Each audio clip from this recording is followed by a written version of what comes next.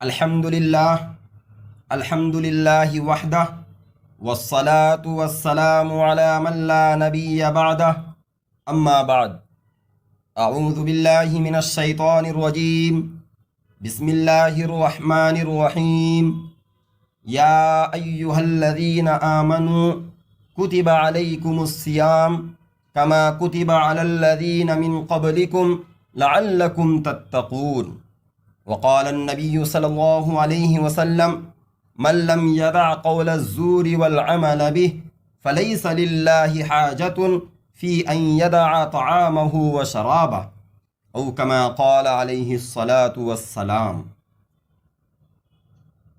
محترم بزرگوں اور دوستو، روزے کے بہت سے آداب ہیں جن کی رعایت کیے بغیر نہ روزہ کامل ہوتا ہے، نہ اس روزے کا مقصد حاصل ہوتا ہے، اور نہ ہی اللہ کے نزدیک مقبول ہوتا ہے۔ اس لیے روزے دار کے لیے حد سے زیادہ ضروری ہے کہ ان کی پوری رعایت رکھے اور روزے کی حفاظت کرے۔ یہ آداب دو قسم کے ہیں، کچھ تو واجب و فرض ہیں جن کی رعایت اور نگہداشت کرنا واجب ہے، کچھ مستحب ہیں جن کی رعایت اور محافظت بھی ضروری ہے، اور وہ واجب اور لازمی آداب جن کا کرنا اللہ تعالیٰ نے ہر روزے دار پر فرض کیا ہے قولی اور فعلی عبادات ہیں۔ ان میں سب سے اہم اور ضروری فرض نمازیں ہیں، جو کلمہ پڑھنے کے بعد اسلام کا سب سے مضبوط رکن ہیں۔ اس لیے واجب ہے کہ سختی سے ان کی نگہداشت رکھے، نماز کے ارکان، واجبات اور شرطوں کو ٹھیک ٹھیک ادا کرے، اور اپنے وقتوں پر مسجد میں جا کر نماز جماعت سے پڑھے، اس لیے کہ جس تقوی کے پیدا کرنے کے لیے امت پر روزہ فرض کیا گیا ہے، نماز کی محافظت اس کا اہم جز ہے، اور نماز کا ضائع کرنا تقوی کے منافی اور موجب سزا ہے۔ چنانچہ سورہ مریم سورہ نمبر 19 آیت نمبر 59 میں اللہ تعالیٰ کا ارشاد ہے، فَخَلَفَ مِن بَعْدِهِمْ خَلْفٌ أَضَاعُوا الصَّلَاةَ وَاتَّبَعُوا الشَّهَوَاتِ فَسَوْفَ يَلْقَوْنَ غَيًّا۔ پھر ان کے بعد ایسے ناخلف پیدا ہوئے جنہوں نے نماز کو برباد کیا اور خواہشوں کی پیروی کی، سو یہ لوگ عنقریب خرابی دیکھیں گے۔ بہت سے روزے دار جماعت کے ساتھ نماز پڑھنے میں تساہل برتتے ہیں، حالانکہ یہ واجب ہے۔ اللہ تعالیٰ نے اپنی کتاب عزیز میں اس کا حکم دیا ہے۔ چنانچہ سورہ نساء سورہ نمبر 4 آیت نمبر 102 میں اللہ تعالیٰ کا ارشاد ہے، وَإِذَا كُنْتَ فِيهِمْ فَأَقَمْتَ لَهُمُ الصَّلَاةَ فَلْتَقُمْ طَائِفَةٌ مِّنْهُمْ مَعَكَ۔ اور اے پیغمبر، جب آپ ان میں موجود ہوں پھر آپ ان کو نماز پڑھانا چاہیں تو یوں چاہیے کہ ان میں سے ایک گروہ آپ کے ساتھ کھڑا ہو جائے۔ مقصد یہ ہے کہ جب جہاد اور خوف کی حالت میں جماعت کے ساتھ نماز پڑھنے کا حکم ہے تو امن و سکون کی حالت میں تو بدرجہ اولا ہوگا۔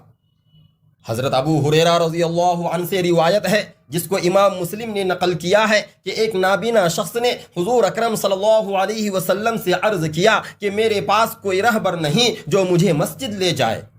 پہلے تو حضور اکرم صلی اللہ علیہ وسلم نے ان کو مسجد نہ آنے کی اجازت دے دی۔ جب وہ واپس چلے تو سرکار دو عالم صلی اللہ علیہ وسلم نے دریافت فرمایا، کیا تم مؤذن کی پکار یعنی اذان کی آواز سنتے ہو؟ انہوں نے جواب دیا، جی ہاں۔ آپ علیہ السلام نے فرمایا، پھر مؤذن کا بھی جواب دو، یعنی مسجد آؤ۔ دیکھیے، حضور صلی اللہ علیہ وسلم نے جماعت کی نماز ترک کرنے کی اجازت نہیں دی، حالانکہ ایک تو نابینا ہے، دوسرے کوئی لانے والا نہیں ہے، اس کے باوجود ترک جماعت کی اجازت نہیں دی۔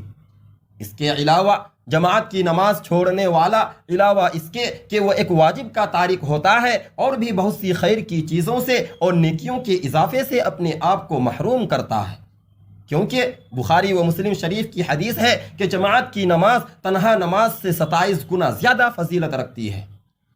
اس کے علاوہ تارک جماعت بہت سی اجتماعی مصلحتوں کو بھی فوت کرتا ہے جو جماعت سے پڑھنے والے مسلمانوں کو حاصل ہوتی ہیں، مثلا آپس میں محبت و الفت پیدا ہونا، ناواقف کو دین سکھانا، ضرورت مند کی مدد کرنا وغیرہ۔ جماعت کا ترک کرنے والا اپنے آپ کو شدید سزا کا مستحق بناتا ہے اور منافق آدمی کے مشابہ ہوتا ہے۔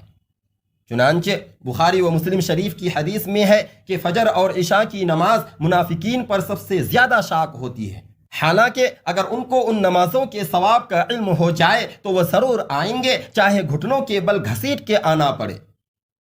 اس سے معلوم ہوا کہ مسجد میں نماز کے لیے نہ آنا منافقین کا عمل ہے۔ حضور رحمت صلی اللہ علیہ وسلم کا ارشاد ہے کہ میں نے ارادہ کیا کہ نماز پڑھانے کا حکم دوں اور نماز کھڑی کی جائے اور کوئی آدمی امامت کرے، پھر میں کچھ آدمیوں کے ساتھ لکڑیاں لے کر ان لوگوں کے گھر جاؤں جو جماعت کے ساتھ مسجد میں نماز پڑھنے کے لیے نہیں آئے اور ان کے گھروں کو آگ لگا دوں۔ صحیح مسلم میں حضرت ابن مسعود رضی اللہ عنہ کا ارشاد ہے کہ جو کل قیامت کے دن اللہ تعالیٰ سے اسلام کی حالت میں ملنا چاہتا ہو تو وہ فرض نمازوں کو مضبوطی سے تھام لے جن کے لیے اذان دی جاتی ہے، اس لیے کہ اللہ تبارک و تعالیٰ نے تمہارے نبی علیہ السلام کے لیے ہدایت کے راستے مقرر فرمائے ہیں اور نمازیں ہدایت کا راستہ ہیں۔ نیز فرمایا کہ ہم لوگوں میں کھلا ہوا منافق ہی جماعت کی نماز سے پیچھے رہتا ہے۔ جماعت کا اتنا اہتمام تھا کہ بعض لوگ پیر گھسیٹتے ہوئے لائے جاتے اور صف میں کھڑے ہوتے۔ بعض روزے دار تو حد کر دیتے ہیں کہ سو کے نماز قضا کرتے ہیں۔ یہ بہت ہی خطرناک منکر ہے اور نماز کی ضیاع کی سب سے سخت شکل ہے۔ حتیٰ کہ بہت سے علماء نے تو یہاں تک کہا ہے کہ اگر کوئی نماز بغیر عذر شرعی کے چھوڑ دے تو قبول نہ ہوگی، اگرچہ 100 مرتبہ پڑھے، اس لیے کہ حضور صلی اللہ علیہ وسلم کا ارشاد ہے کہ جو ایسا عمل اختیار کرے جس پر ہمارا عمل نہیں ہے تو وہ مردود ہے، اور بغیر عذر شرعی کے نماز قضا کر کے پڑھنا حضور صلی اللہ علیہ وسلم کے طریقے اور حکم کے خلاف ہے، اس لیے مردود و نامقبول ہے۔ عزیز دوستوں اور بزرگوں، دوسرا لازمی ادب یہ ہے کہ روزے دار ہر طرح کے حرام کاموں سے اور ہر طرح کے حرام باتوں سے بچے۔ چنانچہ روزے کی حالت میں جن حرام کاموں سے بچنا ضروری ہے ان میں سے پہلا کام جھوٹ ہے۔ جھوٹ واقعے کے خلاف بات کو کہتے ہیں، چاہے زبان سے ہو یا ہاتھ سے لکھ کر، اشارہ کر کے ہو یا عمل سے۔ سب سے بڑا جھوٹ یہ ہے کہ اللہ اور اس کے رسول پاک صلی اللہ علیہ وسلم کی جانب کسی حرام چیز کے حلال ہونے کی یا حلال چیز کے حرام ہونے کی نسبت کی جائے۔ چنانچہ سورہ نحل سورہ نمبر 16 آیت نمبر 116-117 میں حق تعالیٰ کا ارشاد ہے وَلَا تَقُولُوا لِمَا تَصِفُ أَلْسِنَتُكُمُ الْكَذِبَ هَذَا حَلَالٌ وَهَذَا حَرَامٌ لِتَفْتَرُوا عَلَى اللَّهِ الْكَذِبَ إِنَّ الَّذِينَ يَفْتَرُونَ عَلَى اللَّهِ الْكَذِبَ لَا يُفْلِحُونَ مَتَاعٌ قَلِيلٌ وَلَهُمْ عَذَابٌ أَلِيمٌ، یعنی جن چیزوں کے بارے میں محض تمہارا جھوٹا زبانی دعویٰ ہے ان کی نسبت یوں مت کہہ دیا کرو کہ فلانی چیز حلال ہے اور فلانی چیز حرام ہے، جس کا حاصل یہ ہوگا کہ اللہ پر جھوٹی تہمت لگا دو گے۔ بلا شبہ جو لوگ اللہ پر جھوٹ لگاتے ہیں وہ فلاح نہ پائیں گے، یہ چند روزہ عیش ہے، پھر ان کے لیے دردناک سزا ہے۔ صحیحین اور دیگر کتب حدیث میں حضرت نبی اکرم صلی اللہ علیہ وسلم کا ارشاد ہے کہ جس نے قصداً مجھ پر جھوٹ باندھا تو وہ ضرور اپنا ٹھکانہ جہنم میں بنا لے۔ حضور علیہ السلام نے جھوٹ سے بہت ڈرایا ہے، چنانچہ ارشاد ہے کہ جھوٹ سے بچو، اس لیے کہ جھوٹ دوسری برائیوں کا ذریعہ بنتا ہے اور برائیاں جہنم میں پہنچا دیتی ہیں۔ آدمی برابر جھوٹ بولتا رہتا ہے اور جھوٹ کے مواقع تلاش کرتا ہے، یہاں تک کہ اللہ تعالیٰ کے یہاں کذاب لکھ دیا جاتا ہے۔ روزے کی حالت میں جن کاموں سے بچنا ضروری ہے ان میں سے دوسرا کام غیبت ہے۔ غیبت یہ ہے کہ آپ اپنے بھائی کی غیر موجودگی میں اس کے متعلق کوئی ایسی بات کہیں، خواہ صراحتاً ہو یا اشارتاً، کہ اگر وہ اس کو سنے تو اسے تکلیف ہو، چاہے یہ تذکرہ اس کی جسمانی کسی عیب سے متعلق ہو، جیسے اندھا، لنگڑا، کانا، بھینگا کہنا۔ شرط یہ ہے کہ یہ عیب و مذمت کے طور پر ہو، ورنہ اگر کوئی شخص انہی القاب سے مشہور ہو گیا ہو اور اسے ناگوار نہ ہو تو ان کو ان الفاظ سے مخاطب کرنا جائز ہے، اور چاہے یہ تذکرہ اس کے عادت و حالت سے متعلق ہو، جیسے پاگل و مجنون، بے وقوف و بددین کہنا، پھر چاہے یہ عیب اس کے اندر ہو یا نہ ہو۔ چنانچہ نبی کریم صلی اللہ علیہ وسلم سے پوچھا گیا کہ یا رسول اللہ، غیبت کسے کہتے ہیں؟ تو آپ صلی اللہ علیہ وسلم نے فرمایا، تمہارے بھائی کو جو بات بری لگے وہ اس کے پیٹھ پیچھے کہنا۔ سائل نے پوچھا کہ اگر وہ بات اس کے اندر واقعتاً موجود ہو تو بھی غیبت ہے؟ سرکار دو عالم صلی اللہ علیہ وسلم نے ارشاد فرمایا کہ اگر وہ بات اس کے اندر ہے تب تو تم نے غیبت کی، اور اگر وہ بات اس کے اندر موجود نہیں ہے تو تم نے اس پر بہتان لگایا۔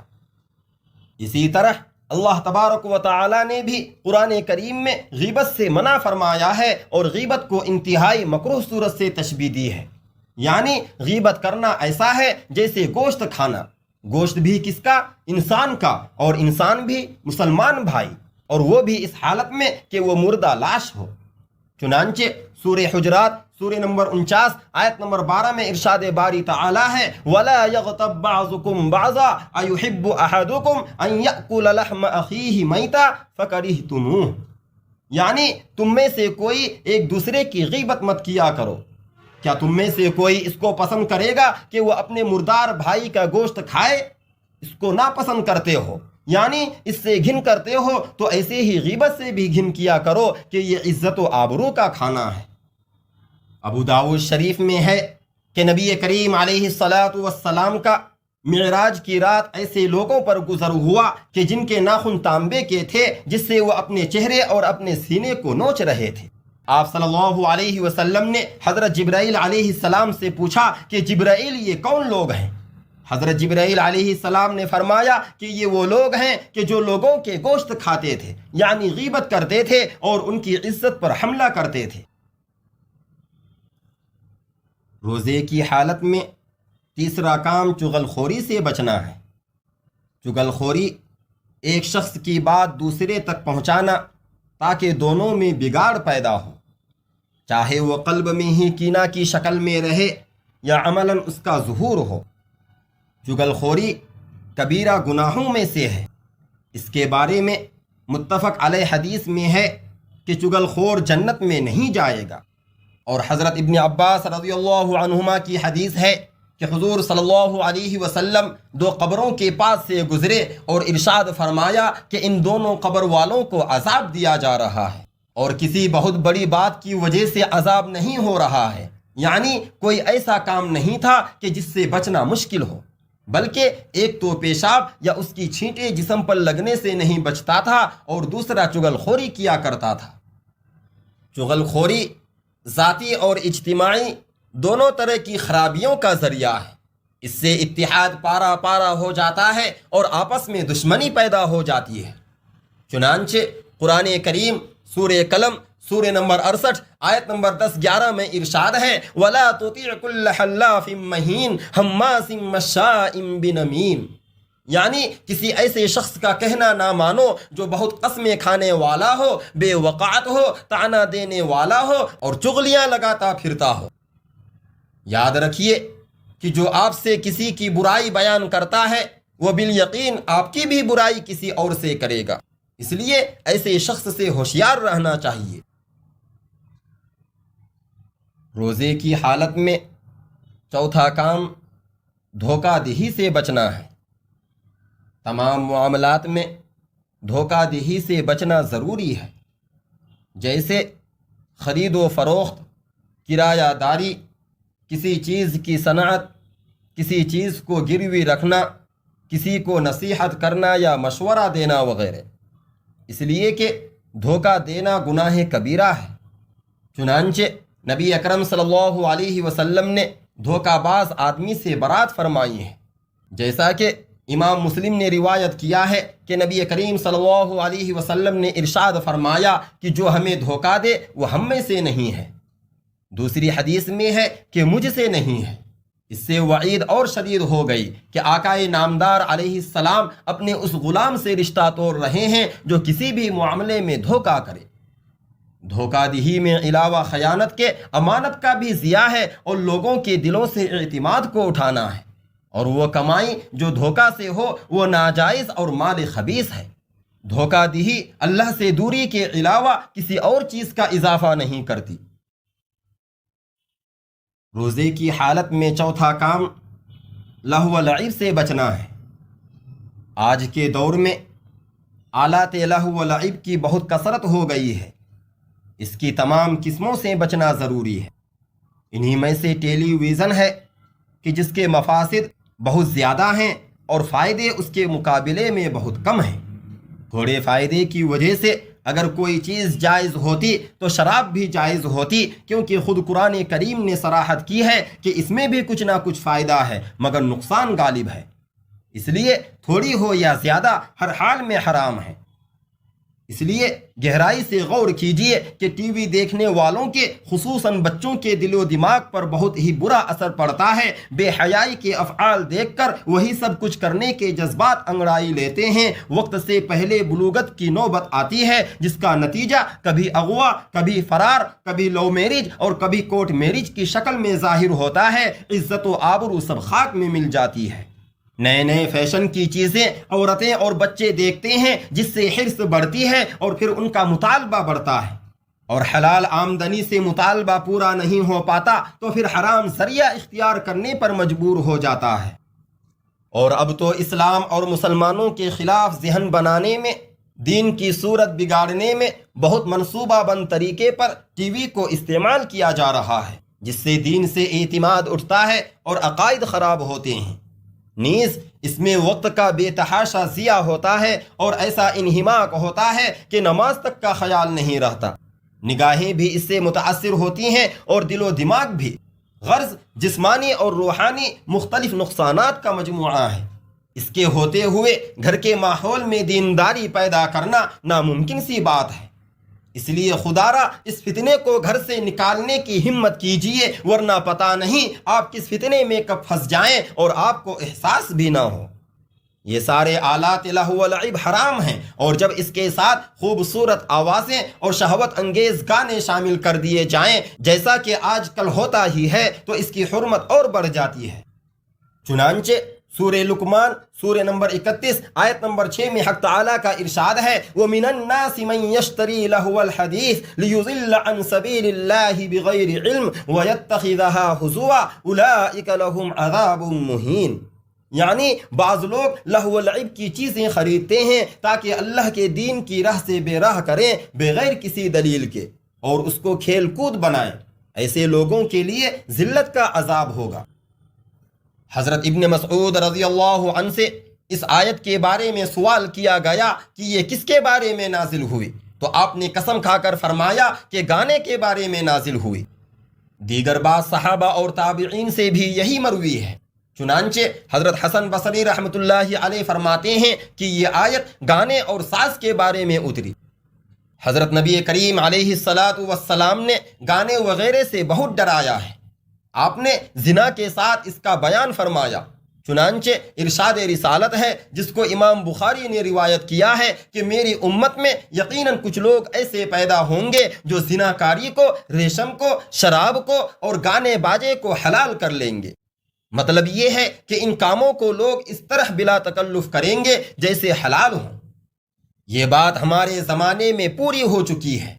آج کل بہت سے لوگ ان خرافات کو خوب استعمال کرتے ہیں، یا کم سے کم اس میں نشر ہونے والی چیزوں پر کان لگائے رہتے ہیں جیسے وہ جائز بلکہ مستحب چیز ہو۔